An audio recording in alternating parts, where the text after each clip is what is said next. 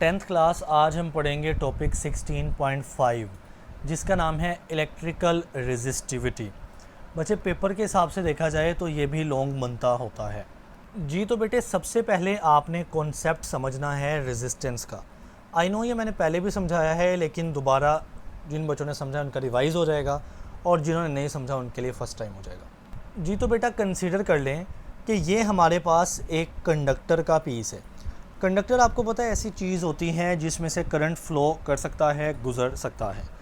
अब कंडक्टर के भी ज़ाहिर है एटम्स होंगे। जब हमने ये स्टेटमेंट दी हुई है कि दुनिया की तमाम चीज़ें एटम्स से मिलके बनी हैं, तो ये मैं बना रहा हूँ कंडक्टर के एटम्स जिसमें से हमने करंट गुजारना है। अब मान लेते हैं कि मैं इसमें से ना करंट गुजारता हूँ।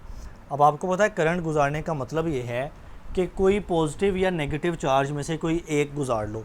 तो मान लेते हैं कि पॉजिटिव चार्ज हम गुजार रहे हैं, ठीक है। अब पॉजिटिव चार्ज इसमें से जब गुजरेगा तो बेटे रास्ते में ये जो एटम्स है ना, ये रुकावट पैदा करेंगे उस चार्ज या करंट के रास्ते में। प्लस ये कि ये जो एटम्स हैं ये एक जगह पे खड़े तो नहीं रहते, बल्कि ये हल्का हल्का वाइब्रेट भी तो करते ना ऊपर नीचे। तो इससे एक तरह की रुकावट पैदा होती है करंट को गुजरने के लिए, और इस रुकावट का नाम हम रेजिस्टेंस रखते हैं, ठीक है। तो रेजिस्टेंस बेसिकली वो रुकावट होती हैं जो करंट के रास्ते में होती हैं। और ये रुकावट कौन देता है?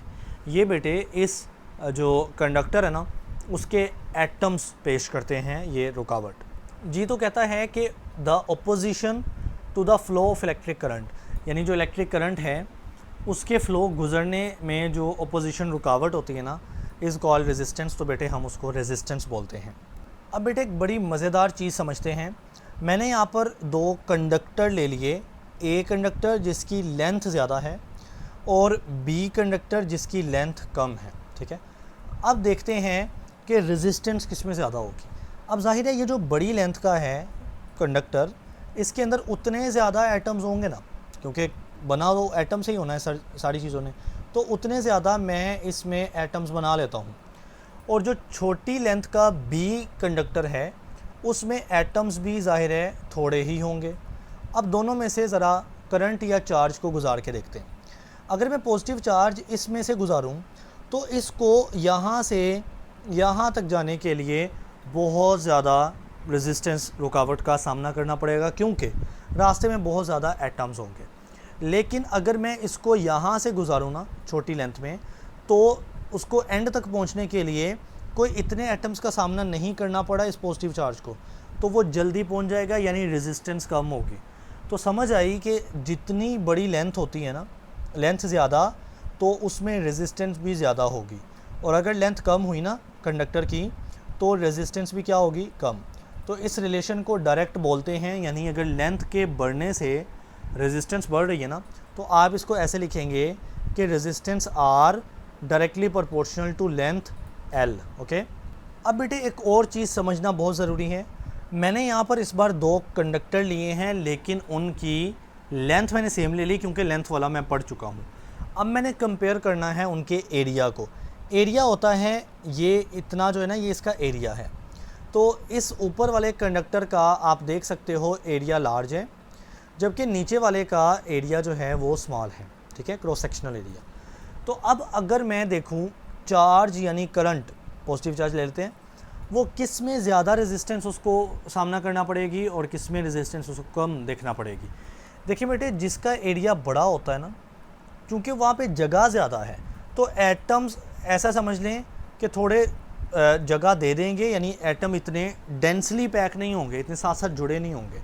तो जो चार्ज है उसको रास्ता ठीक ठाक मिल जाएगा, यानी इतनी ज़्यादा रुकावट सामना उसको नहीं करनी पड़ेगी। लेकिन अगर छोटे एरिया वाला कंडक्टर लो ना, तो वहाँ पे बचे क्या होता है कि एटम्स टाइटली या क्लोजली पैक्ड होते हैं। इस वजह से जो पॉजिटिव चार्ज यानी करंट होगा ना उसको गुजरने के लिए ज़्यादा रुकावट का सामना करना पड़ेगा। इसीलिए आपने देखा होगा कि हम जब कोई कनेक्शन करवाते हैं ना, तो हमें कहा जाता है कि जितनी मोटी तार लोगे उतना ज़्यादा अच्छा रहेगा, क्योंकि जितनी मोटी तार ली जाएगी उसका एरिया उतना बड़ा होगा ना, और जितनी बारीक तार लोगे उसका एरिया उतना छोटा होगा। बहरहाल इससे हमें ये समझ आई कि अगर जो एरिया है ना वो ज़्यादा है, जैसा कि इस केस का, तो बेटे रेजिस्टेंस कम हो जाएगी, क्योंकि ज़्यादा एरिया में एटम इतने क्लोजली रिलेटेड, क्लोजली पैक्ड नहीं होते। तो अगर हम नीचे वाले की बात करें तो एरिया छोटा है, रेजिस्टेंस रुकावट ज़्यादा है, तो एक चीज़ कम है, दूसरी चीज़ ज़्यादा, तो ये इन्वर्सली प्रोपोर्शनल हुआ। यानी हम इसको लिख सकते हैं कि रेजिस्टेंस इन्वर्सली प्रोपोर्शनल, इन्वर्सली में ये सिंबल आता है ना, ओवर एरिया। तो रेजिस्टेंस किसी भी कंडक्टर में एरिया के इन्वर्सली प्रोपोर्शनल है, एक रिलेशन। और जो ऊपर वाला रिलेशन है वो ये था कि resistance directly proportional to the length of conductor होती है। ये बात उसने यहाँ पे लिखी है कि जो रेजिस्टेंस है ना वो directly proportional to the length of the conductor and inversely proportional to the area. Okay जी, तो बेटे अब मैं इन दोनों इक्वेशंस को कंबाइन करता हूँ। पहली है कि resistance directly proportional to length होती है, एंड दूसरी है कि resistance inversely proportional to area होती है। मैं इक्वेशन 1 और इनको 1 और 2 का नाम देते हैं ना, और अब इनको कंपेयर करते हैं। तो रेजिस्टेंस डायरेक्टली प्रोपोर्शनल, ये वाला सिंबल आएगा, लेंथ होती है, और इन्वर्सली प्रोपोर्शनल टू एरिया यानी 1 ओवर एरिया, क्योंकि इन्वर्सली प्रोपोर्शनल में 1 ओवर आता है। ठीक है, तो ये मेरे पास एक रिलेशन बन गया जब मैंने इन दोनों को कंबाइन किया। आप प्रॉपर एक लाइन लिखेंगे कि कंपेयरिंग इक्वेशन नंबर 1 एंड 2। ठीक है, सो हम यहाँ पर या कंपेयरिंग या एडिंग कर लें। ठीक है, मतलब उन दोनों को कंबाइन बेस्ट है कि आप कंबाइन कर रहे हो। तो अब हमारे पास जो है ना वो लेंथ को 1 से हम मल्टीप्लाई करेंगे, तो बेटे ये लेंथ इंटू 1 लेंथ ही हो जाएगा ना। तो ये रेजिस्टेंस है और ये डायरेक्टली प्रोपोर्शनल का साइन है, लेंथ इंटू 1 लेंथ हो जाएगा ओवर एरिया। ठीक है, ए। अब बच्चे आपको अच्छे से पता है कि जब हम इस प्रोपोर्शनल साइन को ना इक्वल में चेंज करते हैं तो हम साथ में कोई कांस्टेंट लगाते हैं, जो कि इस केस में ये वाला सिंबल जिसको आप ना रो पढ़ते हो, RHO। रो आई नो काफ़ी बच्चे डेंसिटी कहें समझेंगे इसको, क्योंकि रो डेंसिटी ही होती है, लेकिन यहाँ पर ये रो डेंसिटी नहीं है। फिर ये क्या है मैं बताता हूँ। फ़िलहाल इतना कि इस प्रोपोर्शनल को आपने चेंज कर दिया इक्वल में, तो आपको कांस्टेंट लगाना ही पड़ेगा हर केस के अंदर। इस केस के अंदर कांस्टेंट है ये वाला रो, और इधर है रेजिस्टेंस R, और इस साइड पर लेंथ बाय एरिया ऑलरेडी मौजूद है। ओके, ये आपको छोटी सी डेरिवेशन यहाँ पर देखने को मिल जाएगी। और फाइनल ये हमने इक्वल निकाली है, resistance R equal to rho L over A। ठीक है, यहाँ पर अब देखते हैं ये जो रो कांस्टेंट के तौर पर हमने लगाया है ये क्या चीज़ है। तो बेटे उसने लिखा है कि जो रो है ना वो कांस्टेंट है, जिसका नाम इम्पोर्टेंट है इलेक्ट्रिकल रेजिस्टिविटी, जो कि बेसिकली टॉपिक का भी नाम है इलेक्ट्रिकल रेजिस्टिविटी। तो अब समझ आई कि इलेक्ट्रिकल रेजिस्टिविटी एक कांस्टेंट है, जो कि डिराइव कहाँ से हुआ है, जब हमने रेजिस्टेंस को समझना शुरू किया। ठीक है, तो ये कांस्टेंट है ऑफ अ मटेरियल, यानी हर मटेरियल की अपनी एक कांस्टेंट वैल्यू होती है रो की। साइड बॉक्स में मैं ये नहीं कह रहा साइड बॉक्स याद करें, लेकिन मैं वैसे ही रेफरेंस के तौर पे बता रहा हूँ कि हमने कुछ मटेरियल लिए हुए हैं जैसा कि सिल्वर, और उसकी इलेक्ट्रिकल रेजिस्टिविटी मीन रो की वैल्यूज़ ली हुई हैं। ठीक है, और वैल्यू में 10 की पावर -8 साथ में मल्टीप्लाई होगा तमाम वैल्यूज़ में, क्योंकि हम साथ हर वैल्यू के साथ 10 की पावर -8 लिखते, इससे अच्छा हमने ऊपर ही लिख लिया 10 की -8। तो अंडरस्टूड होता है ऐसे केस में कि इन तमाम वैल्यूज़ के साथ आएगा 10 की पावर -8। तो अगर सिल्वर में देखें तो सिल्वर दुनिया के किसी भी कोने से ले आओ, उसकी जो रो की वैल्यू है वो 1.7 ही रहेगी, यानी कांस्टेंट वैल्यू है हर मटेरियल की अपनी, जिसका नाम क्या है इलेक्ट्रिकल रेजिस्टिविटी। आयरन की देखें तो 9.8 वैल्यू आ रही है, ग्रेफाइट की देखें तो 3500 यानी 3500 इंटू 10 की पावर -8 वो तो लगा ही रहेगा। तो कहता है कि जो रो है वो कांस्टेंट है, जिसका नाम है electrical resistivity of the material. अब ये आपको बताता क्या है ये देखते हैं। Which quantifies how strongly a material resist to the electric current. और ये बेटे आपको बताता है, ये जो रो है इसकी वैल्यू आपको बताती है कि कितना स्ट्रॉन्गली, कितना मजबूती के साथ एक मटीरियल इलेक्ट्रिक करंट को रेजिस्ट करता है, यानी रुकावट पैदा करता है। तो देखें जितनी बड़ी वैल्यू होगी रो की, उस हिसाब से वो क्या करेगा, मटेरियल के लिए रुकावट पैदा करेगा। तो रो कांस्टेंट है जिसका नाम है इलेक्ट्रिकल रेजिस्टिविटी, जो कि हमें बताता है कि वो मटेरियल किस हद तक गुजरने वाले करंट को रेजिस्ट करेगा, यानी रोकेगा। आगे वही बात वो लिखता है कि मटेरियल्स विद हाई रेजिस्टिविटी, ये रेजिस्टिविटी रो होती है ना, तो अगर रेजिस्टिविटी ज़्यादा हुई ना तो बेटे वो पुअर कंडक्टर होंगे इलेक्ट्रिसिटी के। पुअर कंडक्टर से मुराद है कि उसमें से करंट गुजर ही नहीं पाएगा या बहुत बुरा गुजरेगा। क्यों? क्योंकि रेजिस्टिविटी बहुत ज़्यादा है। रेजिस्टिविटी आपको यही बताती है ना कि कितना स्ट्रॉन्गली करंट को रोका जाना है। तो जैसे कि इन तमाम मटेरियल में आप ग्रेफाइट को देख लो, जिसकी वैल्यू बहुत ज़्यादा है, तो ऊपर वाली की निस्बत जो ग्रेफाइट है वो एक पुअर कंडक्टर होगा ऊपर वाली की निस्बत, क्योंकि वो करंट को काफ़ी ज़्यादा ब्लॉक करेगा या रेजिस्ट करेगा। वाइल दोज, लेकिन वो मटेरियल विद लो रेजिस्टिविटी, जिनकी रेजिस्टिविटी वैल्यू लो है, जैसा कि सिल्वर, कॉपर वगैरह की, तो बेटे वेरी गुड कंडक्टर, वो अच्छे कंडक्टर होंगे क्योंकि रेजिस्टिविटी कम है, यानी ये मटेरियल करंट को गुजरने के लिए रोकेंगे कम, तो करंट ज़्यादा गुजरेगा। जिसमें ज़्यादा गुजरता है वो गुड कंडक्टर होते हैं। अब बेटे फाइनली आपके पास ये जो वैल्यू आई थी ना, R is equal to rho L ओवर एरिया A। अब हम इसमें से अगर रो का एक फार्मूला बनाना चाहें तो वेरी इजी, एरिया इधर डिवाइड हो रहा है, इधर आके रेजिस्टेंस से क्या हो जाएगा, मल्टीप्लाई।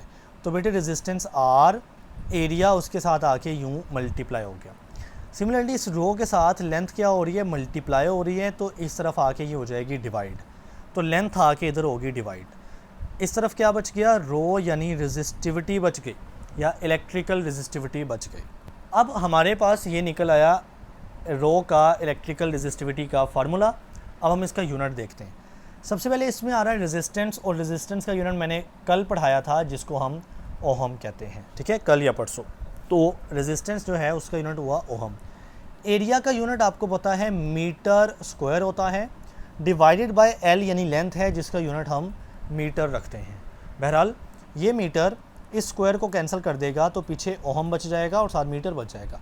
तो ये बेटे ओहम और साथ में मीटर बच गया, जो कि किसका यूनिट है, इस रो का यूनिट है। और रो हमने बताया आपको क्या है, इलेक्ट्रिकल रेजिस्टिविटी। तो ओहम मीटर यूनिट होता है रो का, और सिर्फ रेजिस्टेंस का यूनिट होता है ओहम। ये कंपैरिजन याद रखिएगा। तो यहाँ पे लिखा है जो ऐसा यूनिट है ना रेजिस्टिविटी का, बेटे वो ओहम मीटर है। ये MCQs इम्पोर्टेंट है जी। तो बेटे अगर मैं इसी रेजिस्टिविटी रो, इसके फार्मूले से इसकी डेफिनेशन करना चाहूँ, तो आप देख रहे हैं कि रेजिस्टिविटी जो है वो फार्मूले के अंदर एक रेजिस्टेंस आ रहा है और एक एरिया और लेंथ की रेशो आ रही है।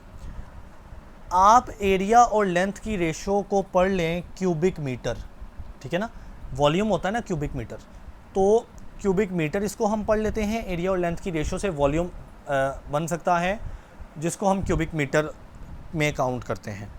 और ये रेजिस्टेंस है R। तो हम इस फार्मूले से रेजिस्टिविटी रो, इसकी डेफिनेशन बना सकते हैं कि रेजिस्टिविटी बेसिकली रेजिस्टेंस होती है किसकी, क्यूबिक मीटर कंडक्टर की। यानी अगर मैं कंडक्टर ले लूँ और इसके क्यूबिक मीटर की, एक कंडक्टर मैंने ले लिया और इसके क्यूबिक मीटर की, अगर क्यूबिक मीटर वॉल्यूम जितनी, मैं उसकी क्या निकाल लूँ, रेजिस्टेंस निकाल लूँ, तो क्यूबिक मीटर की रेजिस्टेंस कहलाती है रेजिस्टिविटी यानी रो। तो ये बात वो लिखता है कि जो रेजिस्टेंस है of a cubic metre of a material, यानी एक मटीरियल का क्यूबिक मीटर ले लो, उसकी जो रेजिस्टेंस होगी दैट इज़ कॉल्ड रेजिस्टिविटी। ये रेजिस्टिविटी की डेफिनेशन बन जाती है जी। तो बेटे अब हम देखते हैं effect of temperature on resistance of a conductor. यानी अगर हम कंडक्टर में से जो उसकी रेजिस्टेंस होती है ना, उसका टेम्परेचर के साथ क्या ताल्लुक़ है वो देखना है हमने जी। तो बेटे सबसे पहले अगर हम मेटल्स की बात करें, मेटल्स की पहचान ये होती है कि उसमें ना फ्री इलेक्ट्रॉन्स होते हैं, मतलब कि उसके जो एटम्स होते हैं वो इलेक्ट्रॉन को ईज़िली निकाल देते हैं, जो इलेक्ट्रॉन फ्रीली मूव करते रहते हैं मेटल के अंदर, एंड दे आर कॉल्ड बेटे फ्री इलेक्ट्रॉन्स। ये जो मैं डॉट डॉट छोटे छोटे बना रहा हूँ ना, ये फ्री इलेक्ट्रॉन्स होते हैं, ठीक है। अब अगर हम टेम्परेचर बढ़ाते हैं मेटल के केस में, मैं सिर्फ मेटल का केस समझा रहा हूँ, ठीक है, तो अगर हम टेम्परेचर बढ़ाएं तो बेटे क्या होगा, ये जो एटम्स हैं ये आपको पता है ना वाइब्रेट करते हैं, तो टेम्परेचर बढ़ाने से ये ज़्यादा ऊपर नीचे मूव करेंगे, मतलब वाइब्रेट करेंगे, जिसकी वजह से जो इलेक्ट्रॉन्स हैं, फ्री इलेक्ट्रॉन्स, वो चार्जेस है ना, तो जब वो गुजरेंगे तो करंट पैदा होगा। तो बहरहाल उनको गुजरने के लिए ज़्यादा रुकावट का सामना करना पड़ेगा, क्योंकि अब जो एटम्स हैं वो ऐसे ज़ोर ज़ोर से वाइब्रेट कर रहे हैं, क्योंकि आपने जब टेम्परेचर बढ़ाया तो आपने उनको हीट एनर्जी दे दी। इस वजह से अब ये जो फ्री इलेक्ट्रॉन है ना, इनके रास्ते में ज़्यादा रुकावट है, ज़्यादा रुकावट यानी ज़्यादा रेजिस्टेंस। तो समझ आई कि मेटल के केस में टेम्परेचर बढ़ाने से रेजिस्टेंस बढ़ जाती है। जी तो बेटा ये बात लिखी हुई है कि in most conductor such as metal, यानी मेटल, चूँकि ज़्यादातर कंडक्टर हम मेटल ही लेते हैं ना, तो उस केस में the electrical resistance increase with the temperature. Temperature जैसे बढ़ाते जाएंगे इलेक्ट्रिकल रेजिस्टेंस बढ़ती जाएगी, because atomic vibration resist electron flow, क्योंकि टेम्परेचर के बढ़ने से जो एटॉमिक वाइब्रेशंस है, एटम की वाइब्रेशन, वो इलेक्ट्रॉन फ़्लो को, जो फ्री इलेक्ट्रॉन्स फ़्लो करते हैं ना, उसको ज़्यादा रेजिस्ट करती हैं। तो आप देख सकते हैं कि ये मैंने एक ग्राफ बनाया जिसमें रेजिस्टेंस मैं ऊपर की तरफ बढ़ा रहा हूँ, ज़ाहिर है यहाँ पर ज़ीरो होगी, ऊपर की तरफ बढ़ेगी, और टेम्परेचर मैं एक्स एक्सिस यानी राइट साइड की तरफ ऐसे बढ़ा रहा हूँ। अब आप देख रहे हैं टेम्परेचर इधर को बढ़ रहा है, तो अगर हम कंडक्टर लें, कंडक्टर मींस मेटल, ठीक है, तो उसकी रेजिस्टेंस ऐसे बढ़ रही है, देखें ना, टेम्परेचर आगे को बढ़ेगा तो ये लाइन आगे तो जा ही रही है, यानी टेम्परेचर तो इधर को बढ़ ही रहा है, लेकिन ये लाइन आहिस्ता आहिस्ता ऊपर होती जा रही है, और ऊपर होने से मुराद है कि रेजिस्टेंस ऊपर को बढ़ती है। तो समझ आई कि टेम्परेचर जैसे जैसे बढ़ रहा है लाइन भी ऊपर उठती जा रही है, मीन उसकी रेजिस्टेंस भी बढ़ रही। ये है मेटल यानी कंडक्टर का केस। अब हम एक मिसाल भी देखते हैं, कहता है for example in a filament lamp. अब फिलामेंट लैम्प क्या होता है, एक बल्ब या फिलामेंट लैम्प जो है ना, उसमें फिलामेंट लगा होता है, और फिलामेंट जो है वो मेटल का एक पीस ही होता है। तो हमने मेटल का केस देखा है ना कि मेटल में टेम्परेचर बढ़ाने से रेजिस्टेंस बढ़ जाती है। तो फिलामेंट लैम्प में when the temperature of the filament या रेजिस्टर इंक्रीज़, ये जो फिलामेंट है उसका जब टेम्परेचर बढ़ता है ना, तो साथ ही रेजिस्टेंस भी बढ़ जाती है। यानी सिंपल सी बात है, टेम्परेचर बढ़ने पर रेजिस्टेंस भी बढ़नी है। यही होता है फिलामेंट के अंदर या किसी भी मेटल के अंदर, ठीक है। तो टेम्परेचर बढ़ाएं, रेजिस्टेंस बढ़ेगी। कहता है this occurs because the filament is made of metal. Yes, यही तो मैं बात बता रहा हूँ कि फिलामेंट मेटल होता है, और मेटल का बिहेवियर आपने पढ़ लिया कि जब उसका टेम्परेचर बढ़ता है तो बेटे उसका रेजिस्टेंस बढ़ता है। तो कहता है and metals have free electrons, metal के पास आपको पता है फ्री इलेक्ट्रॉन्स होते हैं, that cause the flow of current, और वही जो है करंट को कंडक्ट करवाते हैं जब वो मूव करते हैं। The increase in the temperature of resistor, जब आप टेम्परेचर बढ़ाते हैं, increase the vibration of atom, तो उसके अंदर जो मैंने आपको एटम्स दिखाए उनकी वाइब्रेशन मैंने समझाई वो बढ़ जाती है। ये जो वाइब्रेशंस है ना, make it harder for the electrons to move, तो ये इलेक्ट्रॉन्स को मूव करना मज़ीद मुश्किल कर देते हैं, क्योंकि ये बहुत ज़ोर ज़ोर से वाइब्रेट करेंगे ना, तो इलेक्ट्रॉन को बेटे रास्ता उसका ब्लॉक हो जाएगा, वो मूव बड़ी मुश्किल से करेगा। एज अ रिज़ल्ट, और नतीजा क्या होता है, flow of current become difficult, क्योंकि जब इलेक्ट्रॉन मूव करता है तो उसी को बोलते हैं करंट, तो करंट का फ़्लो हो जाता है मुश्किल। And the resistance goes up, और रेजिस्टेंस बढ़ जाती है, रुकावट बढ़ जाती है। सो अ हॉट फिलामेंट, लिहाजा जब बल्ब कुछ देर के लिए जलता है ना, फिलामेंट वाला बल्ब, तो वो गर्म हो जाता है, यानी टेम्परेचर बढ़ जाता है। Has more resistance than cold one, तो बेटे जो हॉट रेजिस्टेंस है ना, टेम्परेचर उसका बड़ा होता है तो उसकी ज़्यादा रेजिस्टेंस होती है as compare to the cold resistor. जी तो बेटे अभी हम देखते हैं केस नंबर 2। केस नंबर 1 में बेसिकली मेटल्स का बिहेवियर देखा कि टेम्परेचर के बढ़ने से रेजिस्टेंस बढ़ जाती है। केस नंबर 2 में हम सेमीकंडक्टर्स और इंसुलेटर्स का बिहेवियर देखेंगे। आपको इंसुलेटर के बारे में तो पता है कि ये करंट कंडक्ट नहीं करते क्योंकि इनके पास फ्री इलेक्ट्रॉन्स नहीं होते, बट सेमीकंडक्टर जो होते हैं ना, वो कंडक्टिविटी के लिहाज से यानी करंट को गुजारने के लिहाज से दरमियान में होते हैं। यानी मेटल्स मैक्सिमम करंट गुजारते हैं ड्यू टू फ्री इलेक्ट्रॉन, और इंसुलेटर्स जो कि नॉन मेटल होते हैं मोस्टली, वो करंट नहीं गुजारते, जबकि दरमियान में होते हैं सेमीकंडक्टर जो कि इनके दरमियाने लेवल का करंट गुजारते हैं। तो बहरहाल ये जो टेम्परेचर का बिहेवियर हम देख रहे हैं ना कि टेम्परेचर के बढ़ने से रेजिस्टेंस पर क्या चेंज आता है, ये सेमीकंडक्टर और इंसुलेटर के लिहाज से तकरीबन सेम होता है। कहता है तो इन दोनों केसेस में क्या होता है कि रेजिस्टेंस में रेजिस्टेंस डिक्रीज़ कर जाती है विद टेम्परेचर के बढ़ने से, यानी इन केस में उल्टा होता है, टेम्परेचर बढ़ाएं रेजिस्टेंस कम हो जाती है। तो सबसे पहले अगर मैं ग्राफ दिखाऊँ आपको, तो बेटे इंसुलेटर की ये रेड लाइन है और सेमीकंडक्टर की ये वाली ग्रीन लाइन है, ठीक है। तो अब इस केस में ना इंसुलेटर टेम्परेचर आगे बढ़ रहा है, इंसुलेटर यहाँ से शुरू होना है तो यहाँ पर टेम्परेचर इतना है। आगे राइट साइड की तरफ जाएंगे तो टेम्परेचर बढ़ेगा ना, क्योंकि टेम्परेचर एक्स एक्सिस के ऊपर है। तो हम देख रहे हैं ये लाइन आगे तो जा रही है लेकिन ये नीचे आ रही, नीचे आते हुए आगे जा रही है। मतलब आगे जाने से मुराद है कि इसका टेम्परेचर इस साइड पे बढ़ रहा है, और नीचे आने से मुराद है कि उसकी रेजिस्टेंस कम हो रही है, क्योंकि रेजिस्टेंस ऊपर की तरफ बढ़ती है। तो समझ आई कि इंसुलेटर के केस में जैसे जैसे टेम्परेचर आगे बढ़ता है रेजिस्टेंस हो जाती है कम। सेमीकंडक्टर का केस भी सेम है, इसमें भी ये ग्रीन लाइन नीचे आ रही है, मतलब रेजिस्टेंस कम हो रही है नीचे की तरफ, और आगे जाते हुए टेम्परेचर बढ़ रहा है। तो टेम्परेचर बढ़ने से रेजिस्टेंस कम हो जाती है in the case of insulator and in the case of semiconductor. अब बेटे इसकी वजह क्या है कि मेटल के केस में हमने टेम्परेचर बढ़ाया तो रेजिस्टेंस बढ़ गई, और उसकी वजह क्या थी कि जो एटम्स है ना उनकी वाइब्रेशन बढ़ जाती है। लेकिन अगर हम इंसुलेटर की मिसाल देखें या अगर हम सेमीकंडक्टर की मिसाल देख रहे हैं ना, तो इस दोनों के केस में क्या होता है, जब हम एक इंसुलेटर या सेमीकंडक्टर का पीस लेते हैं ना, तो उसमें जो फ्री चार्ज कैरियर है ना वो बहुत थोड़े होते हैं। इंसुलेटर के केस में तो बहुत ज़्यादा थोड़े, और सेमीकंडक्टर में उससे थोड़े से ज़्यादा।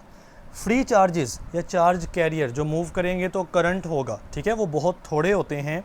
इन केसेस में वो फ्री इलेक्ट्रॉन्स नहीं होते जैसा कि मेटल के केस में होते हैं। तो अब जब आप टेम्परेचर बढ़ाएंगे ना, तो बेटे वो टेम्परेचर से ये फ्री चार्ज कैरियर ज़्यादा एक्टिवेट हो जाएंगे, जिसकी वजह से ये ज़्यादा मूव करेंगे और करंट शो होने लग जाएगा। तो टेम्परेचर के बढ़ने से बेसिकली रेजिस्टेंस कम इसलिए हो रही है कि टेम्परेचर के बढ़ने से ये जो चार्ज कैरियर्स है ना ये ज़्यादा मूव कर रहे हैं, ज़्यादा एनर्जी के साथ, ज़्यादा ताकत के साथ मूव कर रहे हैं। तो हम कहेंगे जब ये ज़्यादा मूव करने लग गए करंट बढ़ गया, यानी रुकावट रेजिस्टेंस कम हो गई। ओके, तो ये बात वो कहता है कि रेजिस्टेंस में डिक्रीज़, यानी सेमीकंडक्टर और इंसुलेटर में रेजिस्टेंस हो जाती है कम विद टेम्परेचर, यानी टेम्परेचर के साथ टेम्परेचर बढ़ाते चले जाएं रेजिस्टेंस कम होती जाएगी। Due to increase in the mobility of free charge carrier, क्योंकि जब हम टेम्परेचर बढ़ाते हैं इन केस में तो जो फ्री चार्ज कैरियर है ना, यानी फ्री चार्जेस जो मूव करेंगे उनकी मोबिलिटी बढ़ जाती है, यानी वो ज़्यादा मूव करेंगे। तो मतलब हम यूँ कहेंगे जब वो ज़्यादा मूव कर रहे हैं तो रेजिस्टेंस इस केस में, रुकावट इस केस में हो गई है कम। ओके, अब बेटे उसने आगे एक मिसाल दी हुई है, फॉर एग्जांपल, यानी मिसाल के तौर पर थर्मिस्टर क्या होता है पहले मैं दिखा देता हूँ। तो इस तरह की शेप और इससे डिफरेंट शेप के भी हमें थर्मिस्टर मिलते हैं, ठीक है। अब थर्मिस्टर जो है वो मेड ऑफ सेमीकंडक्टर, तो हमने इस कैटेगरी में सेमीकंडक्टर को भी डाला हुआ है और इंसुलेटर को भी डाला है। तो थर्मिस्टर जो है वो इसमें से सेमीकंडक्टर है। Is a type of resistor, वो भी एक रेजिस्टर है जिसकी रेजिस्टेंस बेटे कम हो जाती है, डिक्रीज़ कर जाती है टेम्परेचर के इंक्रीज़ करने से। तो यही तो हमारा मुद्दा है कि टेम्परेचर के बढ़ने से रेजिस्टेंस हो जाती है कम इस सेमीकंडक्टर के केस में और इंसुलेटर के केस में, ठीक है। और मिसाल दे दी हमने थर्मिस्टर की, और साथ ही हमने रीज़न बता दी कि ऐसा क्यों होता है, क्योंकि टेम्परेचर बढ़ने से जो फ्री चार्ज कैरियर्स है ना उनकी मोबिलिटी बढ़ जाती है, ज़्यादा मूव करने लग जाते हैं, यानी ऑटोमेटिकली रुकावट कम हो जाती है तो ज़्यादा करंट फ्लो होने लग जाता है। जी तो बेटे यहाँ तक आपने करना है, दैट्स इट, ठीक है। एग्जांपल भी होगी, नीचे भी वही बात है, मज़ीद पढ़ेंगे बातें वही होंगी लेकिन कन्फ्यूजन हो सकती है, तो यहाँ तक आपने कर लेना है।